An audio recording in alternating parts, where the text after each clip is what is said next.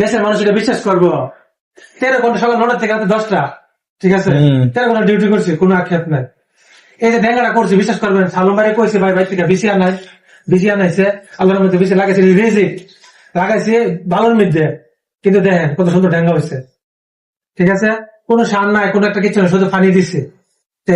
এত কষ্ট করে খাবার তৈরি করানো লাগে, আল্লাহ পর্যন্ত থেকে আয়ে, ঠিক আছে, কিন্তু নিজের শ্রম জন লাগে, বড় শুয়ে থাকলে আইতো না, ঠিক আছে, উসিলা করতে হবে। আল্লাহকে যদি উসিলা করো, তোমার রিজিকের মালিক আমি। উসিলা করার কারণে কি তারা দেখেন যে সবজিটা আমরা খাইতেছি। আর বাংলাদেশে আমরা কি করা লাগে, সার দিয়ে এটা দিয়ে সবজি করা লাগে, তারপরে আমরা খাই। এখন কি দাম, দেশের মধ্যে কি একটা মনে করি অবস্থা চলতেছে, ঠিক আছে।